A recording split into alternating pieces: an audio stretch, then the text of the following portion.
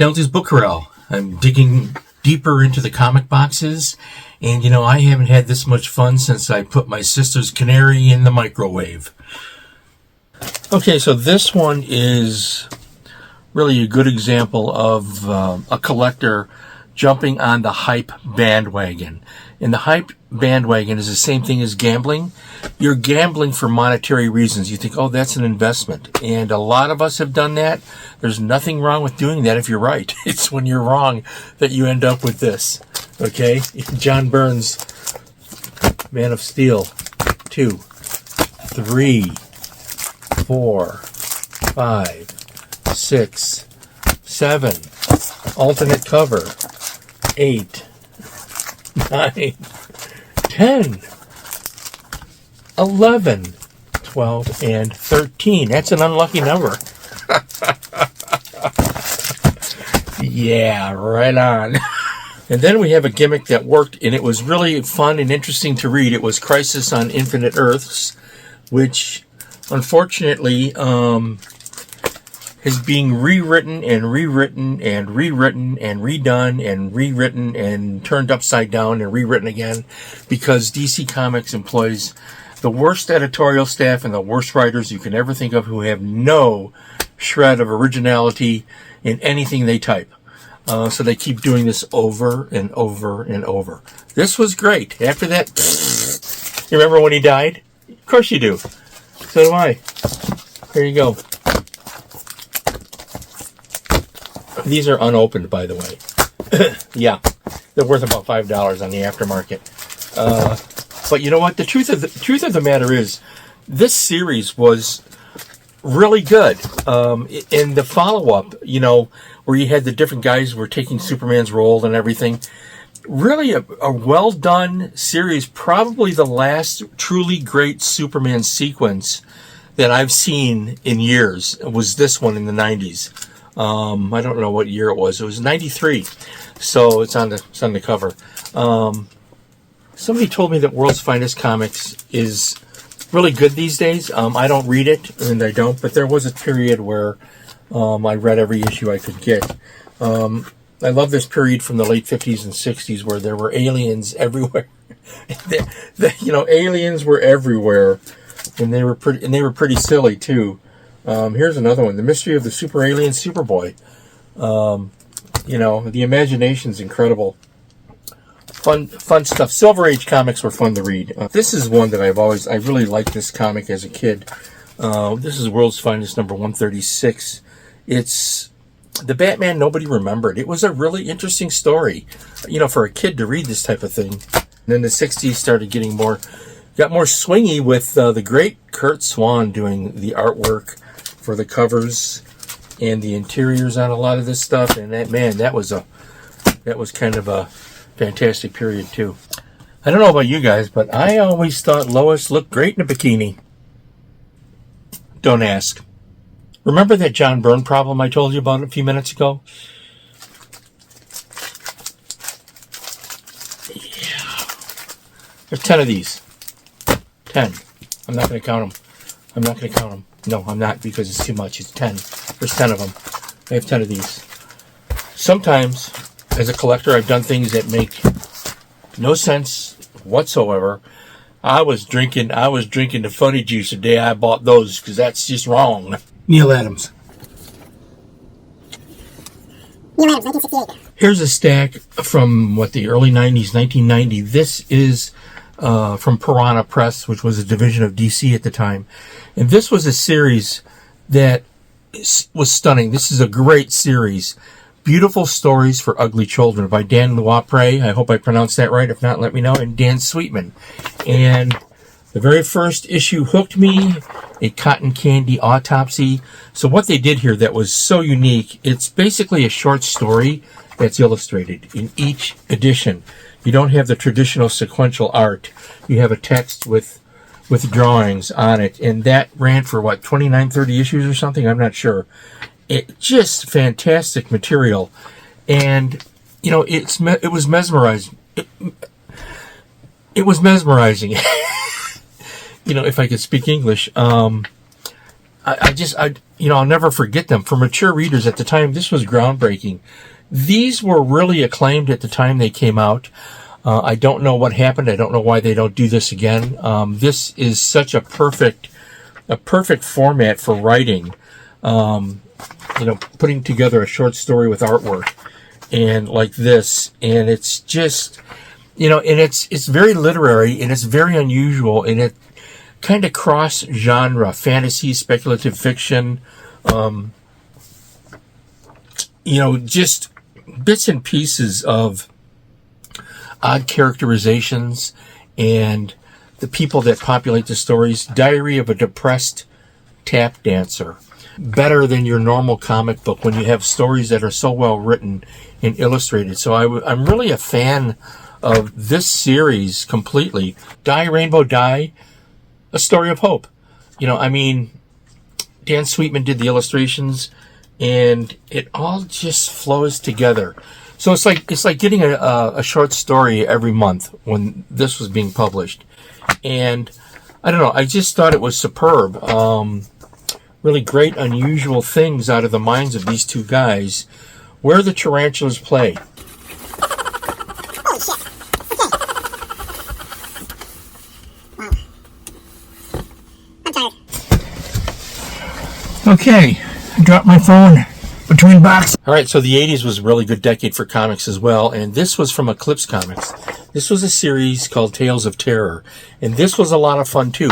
I don't think I have them all. I think I have 13 of them. It was creepy enough that I liked it, and you can't go wrong with horror comics when they're done correctly. It's just good weird material. Look at this creepy cover. Let me look at that. Isn't that amazing? So Eclipse Comics put out a lot of great series back in the day. But then I get weird stuff that I find that I have in there. I have the Spectre number 2, Spectre number 3. I have number 4. Look at this great Neil Adams cover on it, the Spectre number 4. I have Hawkman number 4. I don't know where this came from. Hawkman was okay. I have Teen Titans number 2 from the checkered years. And I never liked Teen Titans, even in the 60s. Then I have a 1956 Tom and Jerry. I don't know what that's in here. I love the back cover, though, because it shows you all the toys they used to put in Cracker Jack that they won't anymore. Because children will eat them, swallow them, and die. It's terrible. Rin Tin Tin and Rusty. And Fury, the stallion only an orphan could ride. The red-headed beetle of 1000 BC. Superman says, "Great Krypton! Jimmy has started a beetle craze here in the ancient past. He's become as popular as Ringo." The Beatles showed up in numerous DC comics and other comics during the 1960s, and here we have Batman 222. Here they come. One of them is dead, but which one? This was during the Paul is Dead fiasco, which was obviously not true. Batman 224, I think this is 1970. Irv Novick and Dick Giordano did the artwork on this. Denny O'Neil did the story, and this is a standalone, really weird story by Denny O'Neil called Carnival of Curses, and it's really a fun tale. I don't believe it's ever been reprinted. This is one of those little gems that they had put out. It's one of those really fantastic little tales that stands alone as a short story, and I think people don't. And I think people need to look this one up. This one is one of Denny O'Neil's best stories. 80-page giants were great. That was a great bargain back then. And, of course, Neil Adams did the 200th issue. What a great cover he put together. So the Batman of the late 50s and the early 60s was a Batman that faced off his traditional villains, but he also had to face off against supernatural threats from other planets. Strange, mysterious things were happening. This is a great cover here. I think Sheldon Waldorf did that. This is a great cover. Aliens are a big deal in the 50s and 60s. Dinosaurs, of course. This is, and then here I am doing what I do best, which is to collect the 3 greatest Batman covers in stories of the 60s. And here is Batman number 156, Robin Dies at Dawn. Sheldon Waldorf did the cover, and there is no other Batman comic from this period that I think exemplifies the late 50s and early 60s weird supernatural and intergalactic tales. And then here's Ace the Bat Hound. They never really knew what to do with Ace the Bat Hound. Here's another Joker. Here is the Batmite Hero. Here is the Joker again. The Joker was all over the place. And then the 60s changed, after the new look was introduced in, I think it was Detective Comics. You get these really cool covers by Carmen Infantino. And when Jimmy Olsen comics were done right, they were really a lot of fun. I still collect these now and again if I see something that I'd like to add to the collection. Superman and Jimmy become the monsters from Earth. Look at these great stories. Here is Superman's Phantom Pal. Jimmy Olsen was a good friend. See what happens when Jimmy Olsen wears the helmet of hate. The Colossus of Metropolis. Remember I was mentioning giants. And the Demons from Pandora's Box. Into the 60s we go. Things got kind of trippy. I wish they still used this logo. It's so much better than the crap they use today that they masquerade as a logo. DC Comics is really poorly operated. I hate to be negative, but they are. But this is the classic logo. Lots of favorites in this box. So I was talking about fluidity of motion in comic art. And this Batman cover, Batman number 168, is another perfect example of a flat page becoming a 3D image. You can feel the movement, you can feel the power of the punch, and this is beautifully done stuff. And Batman in the 60s was something fun. This is a Gil Kane cover. Look at this really spooky cover here. Here I go again. Really fun material in the 60s. This is the checkered era. Here is the Batman Annual number 2. I think that's the earliest one I have. Here is the 80-page Giants. Here I go again, 2 of these. The 80-page Giants were fun. Here is Batman during the period in 1966 or so when the Adam West Burt Ward TV show was on the air. They were capitalizing on those motifs and ideas in these issues. Thor, God of Thunder. These are great. Remember when Thor was fun? He still is in the movies. This is great, some great old stuff. These are 80s, I think, 1980s. This is good stuff, good material. John Buscema, correct? Am I correct? Check my facts. One line. Oh, he was great. John Buscema and Tony DeZuniga. Okay, so I have a real mess on my hands here. But this is interesting. So from a collecting standpoint, like most people, I've been inconsistent over the years. And inconsistencies are generally the result of economic situations. You have a family, you can't be spending $1 million a month on comic books for the average person like me. So amazingly, I came up with 2 copies of Amazing Spider-Man 121, which is great, but I only have 1 copy of Amazing Spider-Man 122. That's the way it played out. And then I have other things, like I have 2 copies of, and I just grabbed these at random, 2 copies of Amazing Spider-Man number 190, and many others from this period. I have duplicates, but not consistently through the run. So that's either good or bad, depending on how you feel about collecting comic books. I don't know if you can see this or not. I'll try and get a better shot, but a good chunk of my childhood reading habits is right here.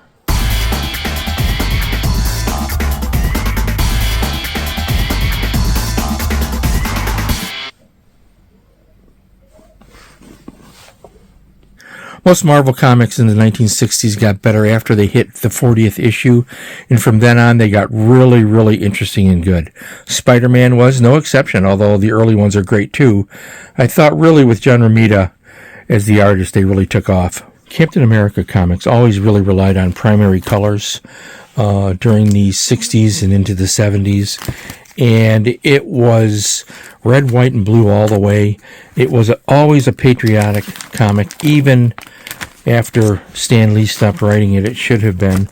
Here I am doing my normal thing, of course, which was to try and collect 2 copies of my favorite series. I was unsuccessful at getting every 2 copies of every comic I ever liked, but I did a good enough job that I'm lucky I have them. This was a great sequence here. I think I previously showed you number 1. I thought the Falcon was a great character. I'm glad here I go again with 2. It was such a great character, and I was so happy when they put the Falcon in the movies. And I'm a fan of the movies, just so everybody knows. And then I'm jumping ahead here. I have some books out of sequence. Here is the Steranko cover. He is still out there. He is great. Look at this fantastic cover. It's just, here's Kirby doing his dynamism again. And here is one of my favorite issues, which is 107. And here's Cap Goes Wild. Look at that fantastic Kirby cover on that. In the name of Batroc and so forth. And this is just fun stuff. In 1976, Jack Kirby returned to Captain America, and he put together a pretty good run where he did all of the writing, drawing, and so forth, and I really enjoyed him. I think Marvel Comics should have left him alone, let him do his thing, but they didn't. It was out of Stan Lee's control by this time as well, I believe, and so this would be the final. He did some other things too. He did some annuals, but this was a good run. This was Jack Kirby, the co-creator of Captain America, with the Falcon, put together some really good issues. And I remember at the time, some of the fans were really picky about it. They wanted something else. They felt that he was outdated, but they were wrong. Now of course he's revered, and here I am doing that usual thing again, trying to get 2 copies of issues I enjoyed, which of course I failed miserably, but I tried. And it was certainly fun doing it. So these are really great. Captain America, there of course is the Red Skull yet again, and I thought Captain America teaming with the Falcon was just exactly the right thing to do. So with Daredevil issue 42, we have a fluidity of motion here from the great Gene Colan, and when he took this series over, it really became dynamic because of his pencils. And he really knew how to draw the human body. Look at the muscle tone on Daredevil's legs, the sweeping power of the punch. All of this transforms a flat page into a 3D diorama. A really fantastic example of a 3D page rendered in inks and pencils and colors. A perfect example of what comic art can be by the great Gene Colan. The very next issue, we get a cover by Jack Kirby. Now, Jack Kirby's artwork changed in the 60s from being good to being also very dynamic. He would start drawing the human body with bigger muscles and putting more muscle tone into it, more detail. Take a look at Captain America's leg here. So when you're looking at this, I'm thinking to myself, Captain America and Daredevil can both kick Superman and Batman's ass, because that's the dynamism of Jack Kirby's artwork. He was another one. I'm pretty wiped out from that. So I did a couple of days of filming, and I want to thank you for checking in and watching these weird episodes.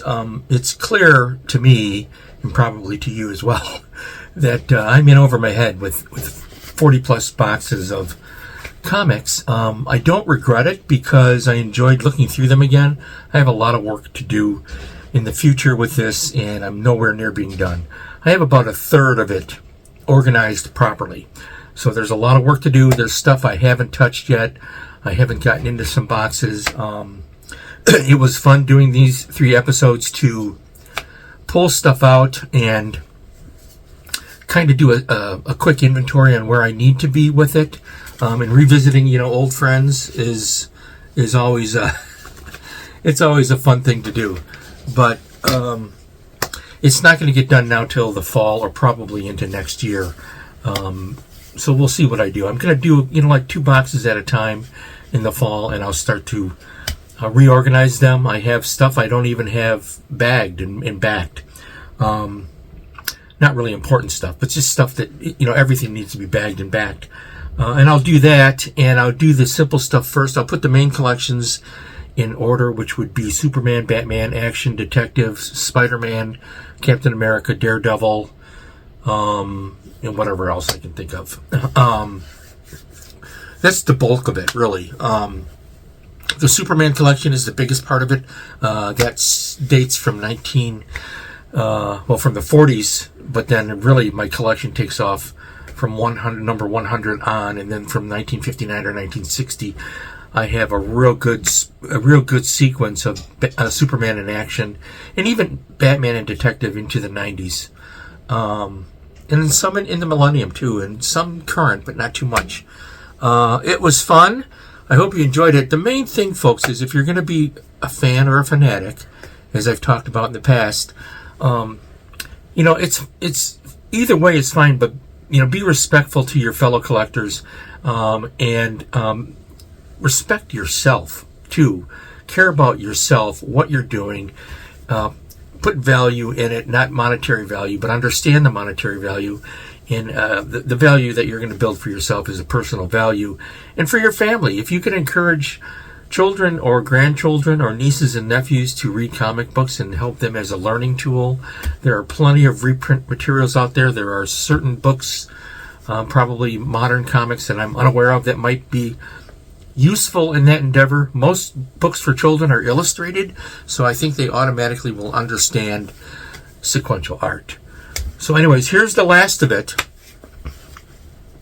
And enjoy this look back with me. And until next time, stay well, stay happy, feed your brain, and ride the high country with an old comic book.